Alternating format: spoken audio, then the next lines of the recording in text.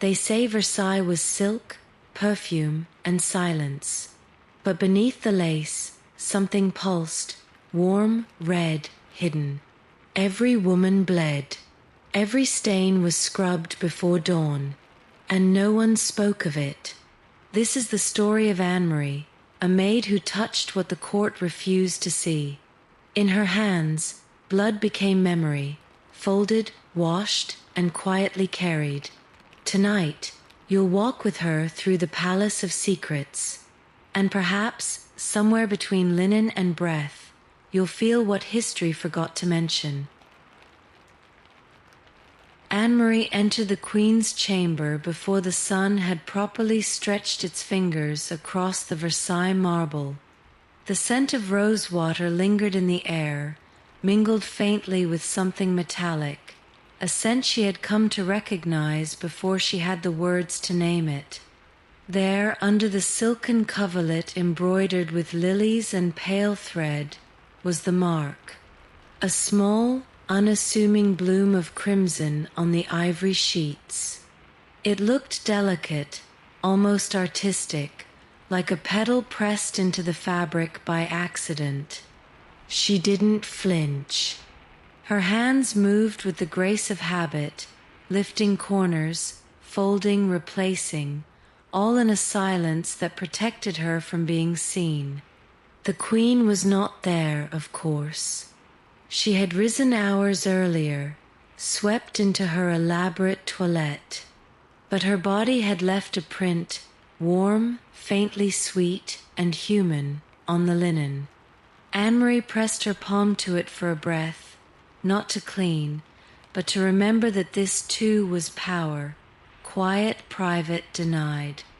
The other girls sometimes whispered that touching royal blood, even that kind, would make your hands elegant. Others said it brought misfortune. Anne-Marie neither believed nor doubted. She merely folded the sheets with reverence, thinking of the unseen rivers running through every woman in that palace, most of them forbidden to flow freely. The Queen bled, and the kingdom pretended it did not notice. In the laundry rooms, steam would later rise in plumes as the royal stain was boiled away. But here, in this early hour, Anne-Marie held a sacred duty. She was the first witness to what Versailles tried hardest to ignore, and she understood that no court etiquette, no satin slipper or powdered wig, could outdress the blood of a woman in pain. As she left the chamber, the corridor still dim with sleep, she carried the folded secret close to her chest. In her pocket, a sprig of lavender, not for scent, but for grounding. The day would unfold with pomp and rehearsed smiles, but for now, only she knew what the Queen's body had whispered in the night. The room where Anne-Marie slept, when she could, smelled of iron and soap and worn wool. It was below the kitchens, near the place where scraps were sorted and secrets discarded. 10 beds lined the stone walls, some occupied by sighing shapes, others still warm from the girl who had just left for her shift. The air was thick, not from heat, but from the weight of things unsaid. There, among the maids, blood was not a scandal, only a cycle. They bled quietly, reused cloths boiled nightly, and learned to read one another's faces, who winced too sharply, who moved more slowly, who sat too long at the edge of the cot with her knees drawn up. There were no questions, only offerings, a warmed brick, a slice of dry bread, a hand on the shoulder. Their community was woven in silence and necessity. Anne-Marie's bundle of cloths was small but carefully kept. She had stitched flowers onto one, a gesture of rebellion or tenderness, she wasn't sure which. Each month, when the ache returned, she would press it to herself and feel both burdened and tethered to something ancient. They joked softly that their wombs were like clocks Versailles refused to acknowledge, ticking in the dark beneath chandeliers and fanfares.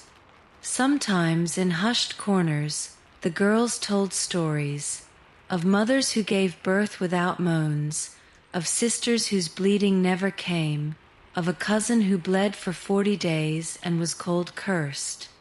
These tales were never laughed at, only absorbed, like steam into stone. The room held them, and in holding, healed something. At dawn, they would rise again, braid their hair, and return to the golden spaces where they did not exist.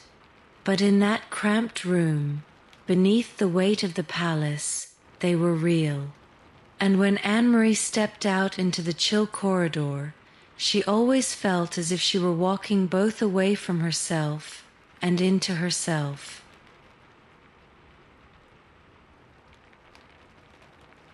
The corridors of Versailles were perfumed with ambition. Every inch of air had been bathed in florals, musks, and citrus oils, all designed to mask the stink of humanity. Behind every door was a secret, and behind every secret, a smell. Anne-Marie learned early on that the perfume did not simply delight, it distracted. In the Queen's antechamber, a bottle of orange blossom oil stood beside a brush of white boar bristles. The scent clung to Anne-Marie's sleeves after every shift. But underneath it, when she leaned close to change the beds or to carry linen through the halls, she always caught it, the tang of blood, the sour edge of sweat, the rusted shadow of pain. Perfume was Versailles' preferred denial, sprayed generously over truth. Once she had paused beside a duchess's dressing screen and smelled something raw, unmistakable. The lady emerged moments later, cheeks rouged, lips painted, neck glistening, perfect. No one spoke of what she had wiped from her thighs. No one dared. Anne-Marie bowed, but in her eyes there was a knowing, the kind that made noble women uneasy, like being seen without powder. Down in the laundry, vinegar was the more honest fragrance. It bit the throat and seared the eyes, but it did not pretend. Anne-Marie often preferred its sting to the sweetness above. It told her when cloth was truly clean. It reminded her that the body's truths could not be fully erased, only softened. And so she carried both scents with her, the floral veil and the acidic honesty, learning to breathe through each without flinching. In doing so, she found a strange peace. The court masked its blood with roses, but Anne-Marie walked with both in her lungs.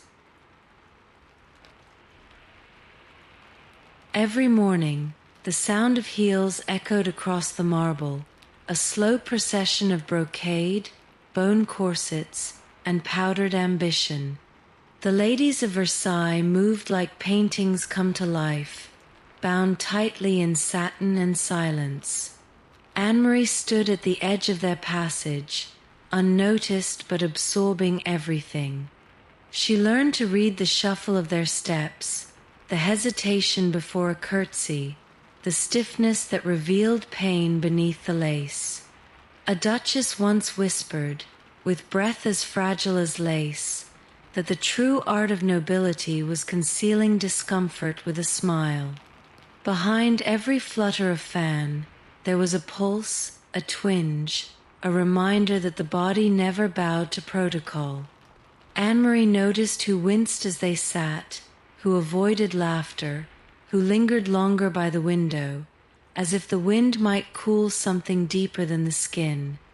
Layers upon layers hid what the court could not bear to name, a swollen belly, a missed cycle, a cloth pressed too tightly between the legs. And still, the women performed.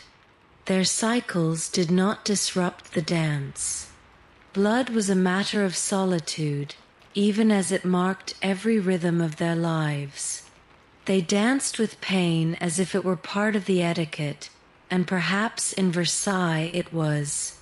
Anne-Marie, following behind with linens in hand, became a student of these movements. She learned the court's choreography of concealment. And yet she wondered, how many of these women would have traded their pearls for a moment to sigh openly, to loosen their stays and let the ache speak? The procession disappeared behind velvet doors, leaving the corridor scented and hollow. Anne-Marie touched the wood where one had leaned for support. Still warm, still human. She continued walking, a silent note in a song played too loudly to hear the pain beneath. It was said that every noblewoman kept a box, small, elegant, inlaid with ivory or mother of pearl, hidden among the fans and powders. Anne-Marie found one once accidentally, while turning a mattress in the chamber of a marquise. She hadn't meant to pry. The lid was ajar, as if inviting her to witness a truth Versailles refused to acknowledge.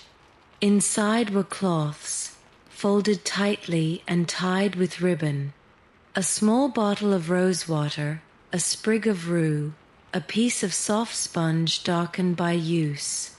These were not items for display, not treasures of the vanity table. They were tools of survival, items passed between women like secrets, each one whispering, "You're not alone."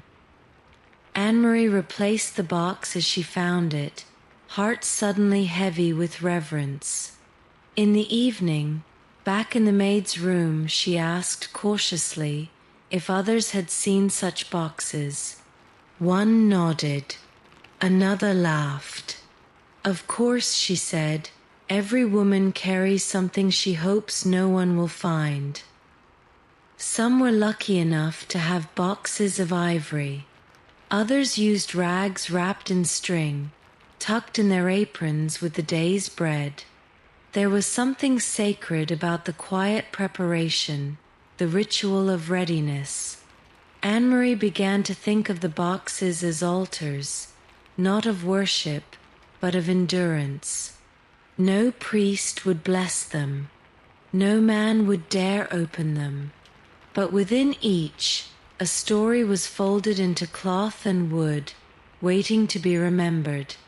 Sometimes she imagined herself crafting one, not for secrecy, but for safekeeping, a place to hold not just cloths and herbs, but the faces, the voices, the sighs of women who bled in silence beneath chandeliers.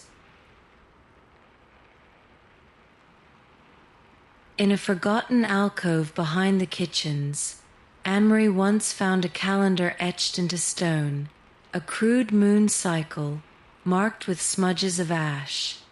One of the older maids claimed it had been there since her grandmother's time. They called it the red clock.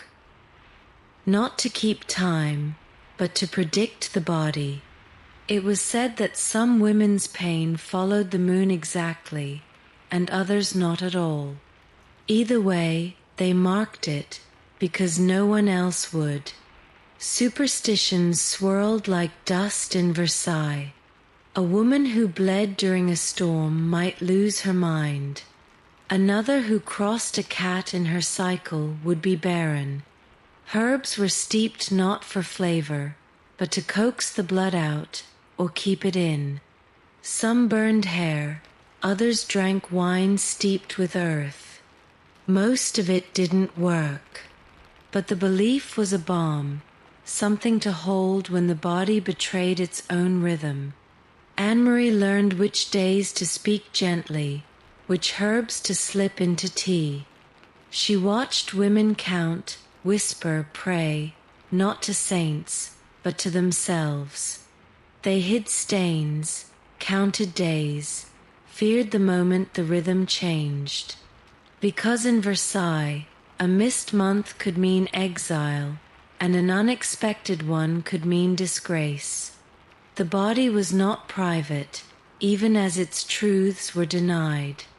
The queen had a private astrologer. He charted the stars, never the womb. But among the maids, Anne-Marie became a kind of keeper of the inner calendar, not to foretell destiny, but to mark the silence with meaning. A woman in pain, she believed, deserved more than a perfumed lie. She deserved a name, a place in time, and so Anne-Marie etched her own symbols onto scraps of linen. A moon for softness, a thorn for pain, a drop for blood. She hid them in her apron, a secret language only she could read. A calendar made of cloth, body, and breath. It happened during a supper performance, harpsichord lilting in the background, wine flowing like silk, powdered wigs nodding in rhythm to a shallow waltz. The Duchess de Launay, dressed in pale blue and silver thread, shifted in her velvet seat. Anne-Marie, stationed behind the tapestry near the refreshments, saw the flicker of her hand reaching beneath the table. A pause, then a gesture toward her maid, urgent, almost imperceptible. Within moments, the lady rose and departed with her servant, leaving behind only a folded handkerchief, stained and crumpled beneath her chair. The fabric, fine as breath, carried a blot of blood barely visible unless you were trained to see. Anne-Marie retrieved it with the same care she reserved for the Queen's linens, not out of duty, but out of something gentler, a recognition. In the laundry, she washed it herself, fingers moving slowly through the cold water, as if the cloth might speak. She thought about what the Duchess must have felt, shame perhaps, or just exhaustion. There was no space for blood among crystal goblets and candlelight, yet it came anyway, interrupting opulence with its quiet insistence. Anne-Marie wondered if the Duchess had cried, or simply moved on, used to the choreography of concealment. The handkerchief dried by the hearth, pressed between heavy books so it might return to its former delicacy. When Anne-Marie returned it, wrapped in clean muslin, the Duchess met her eyes. Not a word passed, but in that silence, something changed. A shared understanding, a whisper without breath. Anne-Marie tucked the moment deep inside her. Not every story needed retelling. Some were folded carefully, carried forever in the lining of one's soul. Once a month, in the seamstress's attic above the West Wing, a small gathering of women formed, a circle as old as the pain they shared. It wasn't official. No invitation was ever written. Yet they came, bearing herbs, bits of dried fruit, and a hunger for something other than bread. They called it, with a crooked smile, Le de Rouges, the red tea circle. Anne-Marie was invited after she stitched a rose into the hem of a cook's apron, a symbol that did not go unnoticed. The attic was dusty, with low beams and windows that blinked at the sky. There, among worn cushions and tea steeped in iron pots, the women spoke freely. Not in outrage, but in confession. One bled so heavily she feared she'd drown. Another hadn't bled in months and felt hollowed by it. They laughed sometimes, a little too loud for the palace below. They shared cloth sewn with initials, recipes for teas laced with angelica or rue, advice for stains, aches, silence. No hierarchy, no judgment, only the rhythm of the body, laid bare in crimson honesty. Anne-Marie listened more than she spoke, soaking their wisdom like linen in vinegar. Some nights, the moonlight would catch a tear on someone's cheek, not from sadness, but from relief. There was comfort in knowing you weren't the only one folding stained cloth behind closed doors. In that attic, the body was not a curse, but a shared language, a pulse that connected duchesses and milkmaids alike. When Anne-Marie descended the attic stairs, heart heavy and soothed, she carried the warmth of that circle like a shawl. In a palace obsessed with appearances, she had found a place where the truth bled openly, and still the world did not end. There were nights when the pain arrived like a tide, slow, then overwhelming. Anne-Marie would lie curled on her narrow cot, the wool blanket clinging damp to her skin, and wait for the ache to crest. In the darkness, every breath felt like a whisper of surrender. The warm blood came quietly, soaking through cloth and dream, anchoring her to a truth Versailles never named. Sometimes another girl would reach over, wordless, and press a brick warmed by the laundry hearth against her belly. That heat, primitive, honest, was more comforting than any prayer. They knew not to ask questions. The body asked its own, and rarely waited for permission to speak. Anne-Marie's sleep on those nights was fitful, filled with images that slipped between memory and fever. The sound of water boiling, the scent of iron, the weight of hands holding her down, gently, firmly, like trying to stop a river with one's palms.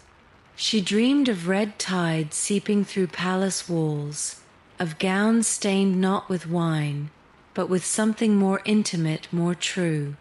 The morning after, she would move slowly, as if the ache had lodged itself behind her ribs. No one noticed, or perhaps they did, and chose to look away. That too was a kind of dance, the polite refusal to acknowledge pain unless it served a story more convenient. But Anne-Marie carried those nights like coins sewn into her lining, proof of endurance, of life. Not grand, not tragic, just the soft, relentless truth of a woman's body beneath brocade. It was during a humid afternoon, when the court had wilted beneath its own finery, that Anne-Marie noticed him, the young prince, barely 15, peering through the crack of the servants' corridor. He wasn't supposed to be there. His lessons had likely ended, his boredom thick as the air.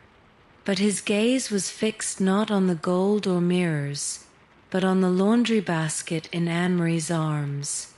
She paused. The cloths inside were stained, not dramatically, but enough. The kind of blood that clung in small rusted crescents, already drying into silence.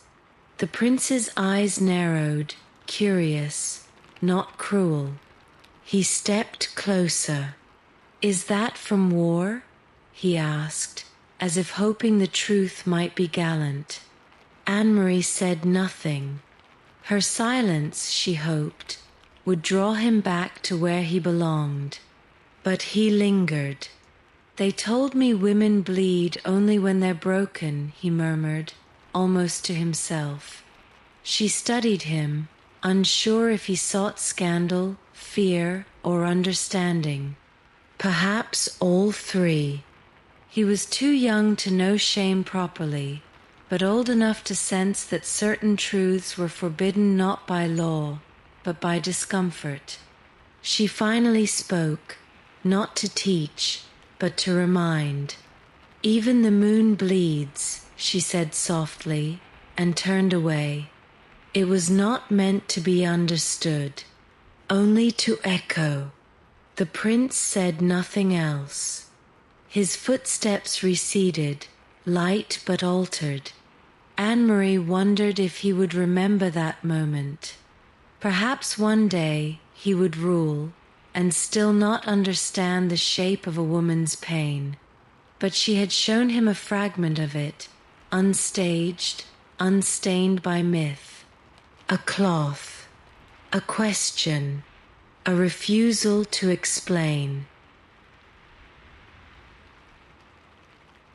It began with a sigh, then a silence too sharp to be ordinary. Anne-Marie had swapped the bed linens of 2 chambers, a minor task, rushed between errands, clouded by exhaustion. But when she returned to the Duchess's room that evening, the silence clung to her like fog. The lady sat stiffly by the hearth, her maid gone, a single sheet crumpled in her lap. It was unmistakable, a blot of red near the hem, faint but too clear to ignore. It was not hers. It should never have reached her chamber. The mistake had cut through the delicate veil of Versailles etiquette like a blade. Blood that did not belong to her, cradled in her bed, a symbolic violence, whether meant or not. Anne-Marie stepped forward, apology trembling on her lips. But the Duchess did not shout. She did not move. She looked instead into the fire, and spoke in a voice so tired it seemed borrowed. "They think we are all the same," she said, "until the blood is someone else's." Then she handed the sheet back, not with anger, but with a softness more unsettling than fury. In the laundry, Anne-Marie scrubbed the fabric until her knuckles stung. She was not punished. The error was never recorded. But something had shifted. She had breached the unspoken rule that every woman's pain must remain private, coded, contained within the confines of her chamber and cycle. That night, she folded the sheet differently, not with shame, but with new eyes. Blood, after all, had no title. It flowed with the same color from Duchess and servant alike, and that was what frightened the court most. Once a year, Anne-Marie was granted a day to visit her aunt, a former laundress turned laywoman at a convent nestled in the misty woods beyond Versailles. The Abbey of Tides, they called it, not officially, but in the whispers of women who knew why they went there. It was a place of stillness, of water, of memory. And it smelled of time and old linen. The nuns did not speak of miracles. They spoke of cycles, of flows, of women's time. In the stone basin near the orchard, cloths were still rinsed by hand, prayers muttered with each swirl, not to erase sin but to witness pain. Anne-Marie watched her aunt kneel by the water, fingers wrinkled with age, her motions slow but sacred. "This," she said, "is not shame. This is returning." In the chapel, carved into the stone behind the altar, was a spiral, no crucifix, no icon, just a swirling path without end. It was said to represent the womb, the moon, the spiral of seasons. Anne-Marie sat before it for hours, feeling the quiet thrum of recognition in her ribs. No one interrupted. No one rushed her. At night, her aunt gave her a bundle of herbs and a small cloth pouch. Inside was a charm, a bead wrapped in thread, said to protect the bearer's cycle from disruption. Anne-Marie didn't believe in charms, but she kept it anyway, close to her skin, where belief didn't matter as much as presence. Returning to Versailles, the air felt heavier. The abbey had no perfume, no pretense. Only the sound of water, and women remembering they were not broken, only bleeding. In the cool stone alcove beside the scullery, Anne-Marie kept a jar glass, thick, sealed with wax, filled with a sharp, stinging mixture of vinegar and lavender. It had been passed down from an older maid who whispered its use with both reverence and warning. For when the blood won't stop, she had said, or when it must not come at all. Among the servants, vinegar was more than a cleaner. It was a method, a medicine, a risk. They used it to soak cloths, to scent hands, to wash away traces of what Versailles should never see. Some drank it diluted with rue or pennyroyal, their mouths puckering with every swallow, their stomachs cramping before the bleeding began, or failed to. Anne-Marie had only done it once. A missed month, a worry lodged in her belly like a stone. She drank the mixture in the dead of night, her hands trembling, her heart louder than any bell. The pain came swift and bright, like fire along the spine. Then the blood returned. She never told anyone, only left a red ribbon tied around the scullery pipe as a private act of remembrance. The vinegar stung her fingers as she handled it daily, but she no longer winced. Its bite reminded her that in a palace built to deny the body still had its weapons. Not elegant, not safe, but hers. And so, each time she uncorked the jar, she did so with quiet ritual, not just for cleaning, but for claiming. This was not perfume. This was not decorum. This was truth in liquid form. Lady Eloise wore the softest gloves in court, lambskin, powder white, stitched with blue thread. She moved through the halls with grace untouched by effort, and yet something in her gait always suggested absence. Her smile never reached her eyes. Her laughter came too soon or not at all. Anne-Marie noticed this long before she knew the reason. It was whispered among the maids that Lady Eloise had not bled in years, that her womb was closed like winter, that her husband, once proud, now visited only in name. The Queen had stopped inviting her to certain circles. No more questions about names for future sons. No more eyes lingering on her belly. Just silence, dressed in silk. Anne-Marie was assigned to her chamber one autumn. The room smelled of dried lavender and something older, fainter, resignation. She found drawers filled with unused cloths, folded so neatly they might have been untouched since Eloise's wedding. The lady watched her without speaking, her eyes glazed but not unkind. One evening, as Anne-Marie helped her undress, Eloise reached out and touched her wrist. Her hand was cold, but the pressure was steady. "Sometimes," she whispered, "I pretend the blood is still coming, that I am still part of the secret dance." Anne-Marie did not respond. She only tightened the blankets around her, as if shielding a wound. That night, Anne-Marie added a cloth from Eloise's drawer to her own bundle. Not to use, just to remember. Even absence, she realized, had its texture.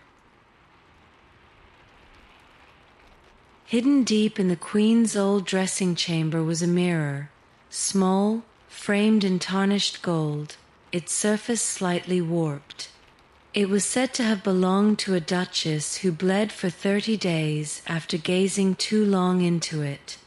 "A cursed thing," the other maid said, half serious. Anne-Marie was drawn to it nonetheless. She first saw her reflection there during an errand, a flash of her own face, thinner than she remembered, framed by steam and dust. Something in the mirror bent the image, as if revealing not the surface, but the ache beneath. She felt her stomach twist, not in fear, but in recognition. That night, her bleeding returned after a long, confusing pause. The story grew among the staff. They said the mirror revealed the truth of the body, unasked, that it summoned blood not from punishment, but from honesty. Anne-Marie didn't believe in curses, but she did believe in patterns. She returned to it each month, briefly, as if checking her own existence. Each time, the ache would follow. Each time, she felt a little less alone. Eventually, the mirror was removed by order of a priest. Too many maids had begun gathering near it, murmuring prayers not found in any catechism. It was locked away in a storeroom with cracked china and forgotten portraits. But Anne-Marie remembered the shape of her face within it, and the strange relief of being seen without disguise. She wondered if the mirror had truly broken the cycle, or merely reminded them it was there, waiting, just beneath the powder and silence. When winter settled over Versailles, biting even through the stone walls and thick curtains, the maids began to share beds more frequently. Not out of desire, not at first, but out of need, for warmth, for breath against a cold neck, for the quiet presence of another body when sleep grew heavy with pain. Anne-Marie found herself curling beside Josette, a seamstress with coarse hands and eyes too tired for youth. There was an unspoken agreement in the closeness. On certain nights, Anne-Marie would feel the heat radiate not just from the bricks beneath the blanket, but from the slow trickle between her thighs. She'd shift slightly, ashamed to stain the shared sheets. But Josette never pulled away. Sometimes she would offer a folded cloth with one hand, never opening her eyes, and say, "It's all right. I know."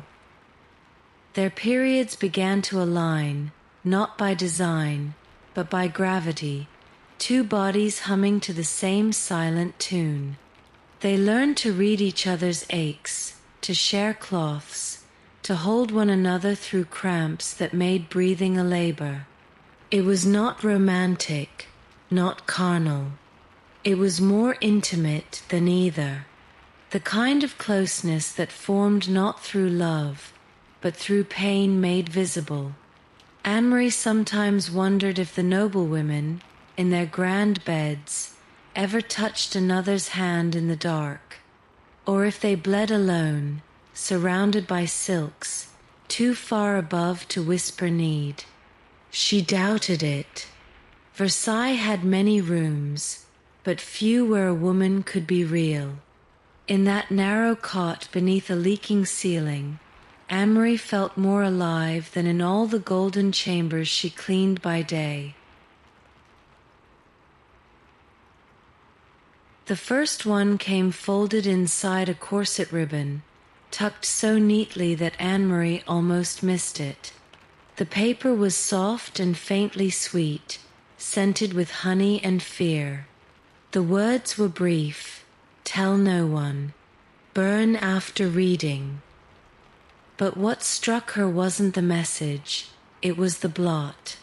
A smudge of blood near the edge, accidental perhaps, but unmistakable. Over the months, more letters came.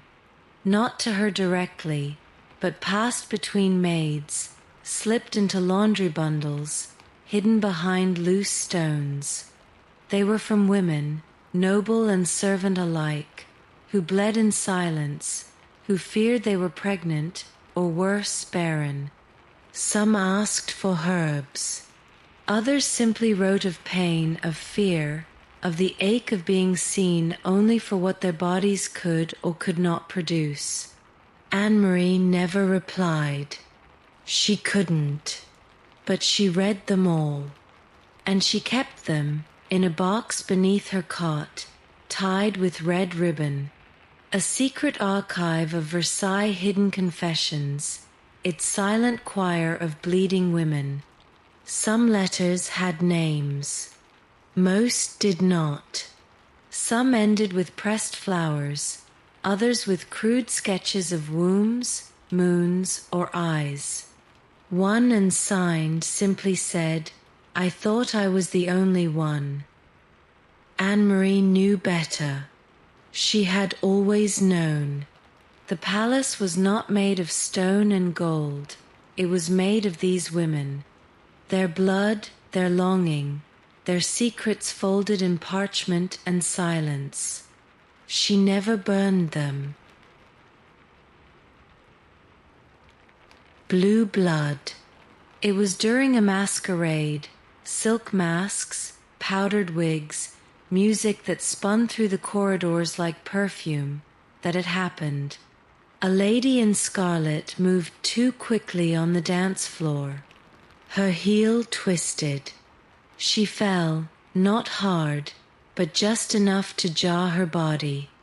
And as she rose, Anne-Marie saw it, a dark bloom on the back of her gown, slow and wide.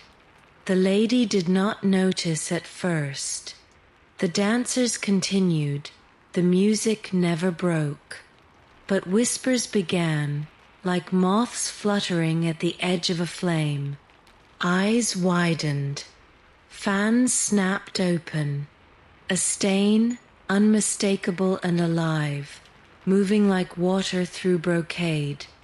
Blue blood, they called it, when noble women bled, as if title could alter nature.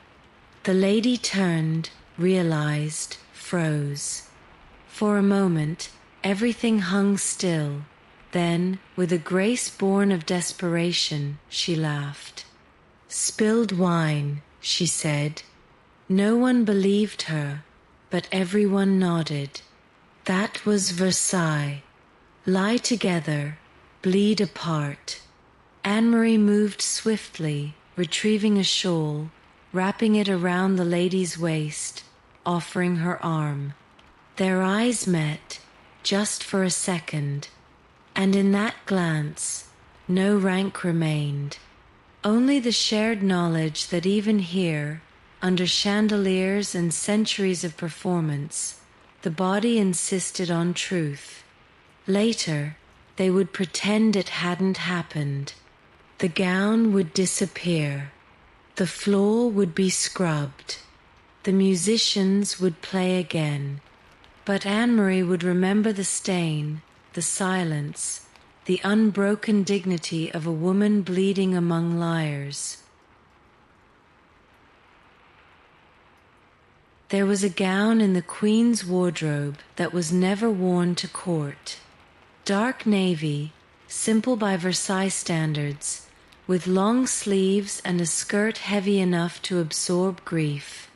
It was lined in cotton rather than silk, and the hem was slightly frayed, as if passed from hand to hand in secret. Anne-Marie called it the full moon dress. Only a few women wore it, always under the same circumstances, when the pain was too loud to hide, when the blood could not be contained by cloth or will. It was permission wrapped in velvet, the palace's unspoken acknowledgement that sometimes, even within gold-plated walls, the body must be honored, not denied. Anne-Marie remembered the first time she handed it to a duchess, her hand steady despite the storm inside. The woman looked at her with something close to gratitude, or perhaps relief. No questions were asked. The dress did not need explanation. It was a sanctuary stitched into fabric. Back in the laundry, Anne-Marie washed it with care, her fingers knowing every seam. The scent of lavender clung to it, mixed now with something deeper, a trace of iron, salt, surrender. She folded it slowly, aware that it held not shame, but continuity. A cycle not broken, but accepted. Sometimes she dreamed of a world where every woman had such a dress, dark, warm, forgiving. A garment that said, "You are still whole." But for now, it remained hidden in the Queen's closet, waiting silently, like a full moon behind clouds. In spring, the garden behind the Queen's chambers bloomed with unnatural speed. Roses opened wide, their petals too red to seem innocent. Beneath the surface, the soil was rich, not just with compost, but with years of discarded cloth, washed water, and bleeding footsteps. Anne-Marie knew. She had poured basins there herself, in the dead of night. They said the roses thrived on perfume and pruning. But Anne-Marie believed otherwise. Pain had soaked into that earth. Silent, rhythmic, ancient. It fed the vines, it colored the blossoms. She sometimes crouched among them, pressing her fingers into the dirt, feeling its damp memory. In one hidden corner, she planted herbs, pennyroyal, mugwort, sage, tucked between the marigolds and yew. Not for show, for women. Those who came in whispers, asking for teas, for comfort, for time. The plants grew slowly, defiantly, their scent carried on the wind like a question the court refused to answer. One morning, she found a scrap of cloth tied to a rose bush, not hers. A token, a thanks, a message. She untied it gently, tucked it into her bodice. It smelled of vinegar and lavender, of someone else's pain now folded into her own. And as she walked away, the roses moved behind her, not from wind, but from something deeper. As if the garden, too, remembered every hidden river that fed its roots. It began with silence, deeper than usual, thick as honey left too long in the jar. Lady Victoire had not left her room in days. The doctor came, then left. The priest came, then stayed. Rumors swelled like bruises. Anne-Marie was summoned late, after hours, her presence framed as necessity, not choice. Inside, the air was heavy with blood and candle wax. Lady Victoire lay pale on her bed, sheets darkened beneath her breath a whisper torn between sleep and pain. No one else would enter. The servants feared infection, madness, punishment. Only Anne-Marie remained, wiping her forehead, changing cloth after cloth, hands moving in rhythm with suffering. There were no words, just the rustle of fabric, the faint catch of breath, the slow undoing of a woman forgotten by the court she once dazzled. Anne-Marie did not pray. She pressed her fingers against Victoire's wrist, counted heartbeats.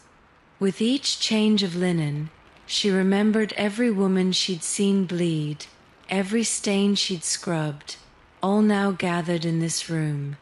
By dawn, the fever broke. Victoire opened her eyes. "It won't stop," she whispered. Anne-Marie only nodded. There was no lie to offer. Later, when the lady was moved to the convent, Anne-Marie cleaned the room alone. She did not weep, but she left one cloth untouched, folded neatly on the hearth, not out of negligence but respect, because some blood was not meant to be erased.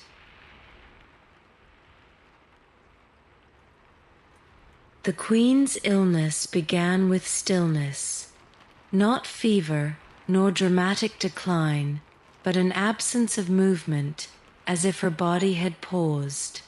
Her attendants whispered of exhaustion, of moods, of migraines that could not be named. But Anne-Marie, summoned once more to the royal bedchamber, saw something else in the Queen's gaze, a long, quiet question blooming behind her eyes. The linens were unmarked, not a trace of red for days. The Queen, once flush with life, now sat in the window's weak light, her hand resting over her belly not with pain, but with memory.